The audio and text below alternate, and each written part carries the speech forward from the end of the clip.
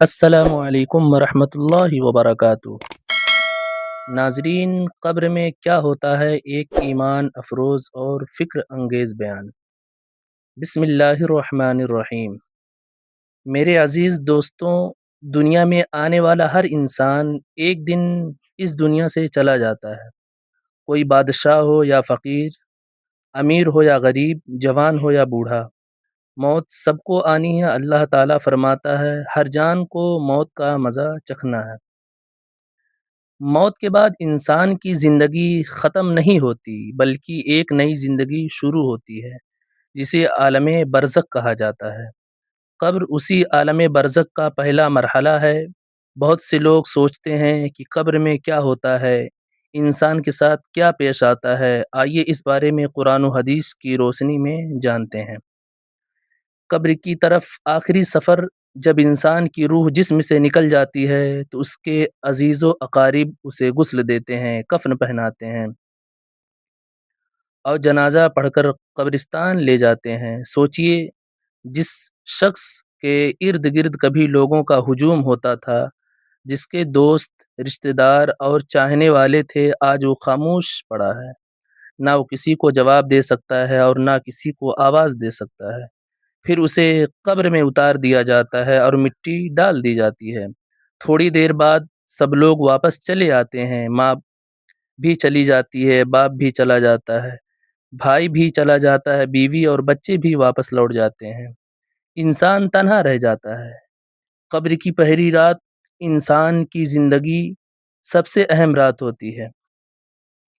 دنیا کی راتوں میں انسان کے پاس بستر، روشنی اور ساتھی ہوتے ہیں، لیکن قبر کی رات میں صرف اعمال ساتھ ہوتے ہیں۔ اگر اعمال نیک ہو تو قبر سکون اور راحت کا مقام بن جاتی ہے، اور اگر اعمال برے ہوں تو قبر تنگ اور پریشانی کا مقام بن سکتی ہے۔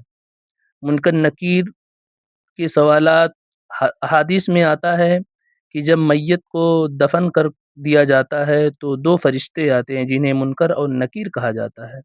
وہ میت سے تین بنیادی سوال کرتے ہیں: تمہارا رب کون ہے؟ تمہارا دین کیا ہے؟ اس ہستی کے بارے میں کیا کہتے ہو جو تم میں مبعوث کیے گئے، یعنی حضرت محمد مصطفیٰ صلی اللہ تعالی علیہ وسلم۔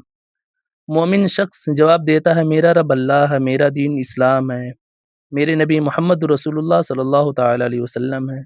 اللہ تعالیٰ اسے ثابت قدمی عطا فرماتا ہے۔ نیک انسان کی قبر، اگر انسان ایمان والا اور نیک عمل کرنے والا ہو تو اس کے لیے قبر میں راحت کے دروازے کھول دیے جاتے ہیں۔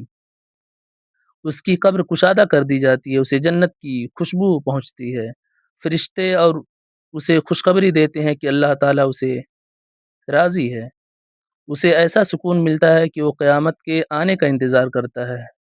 اس لیے قبر کے جو باغات میں سے ایک باغ بن جاتی ہے۔ گنہگار انسان کی حالت، اگر کوئی شخص اللہ کی نافرمانی میں زندگی گزارے، نماز ترک کرے، ظلم کرے اور توبہ نہ کرے تو ایسے اپنے اعمال کا سامنا کرنا پڑتا ہے۔ جیسے قبر میں انسان کو احساس ہوتا ہے کہ دنیا کی زندگی کتنی مختصر تھی۔ اس وقت مال و دولت، شہرت اور طاقت کسی کام نہیں آتی، صرف اعمال کام آتے ہیں۔ عالم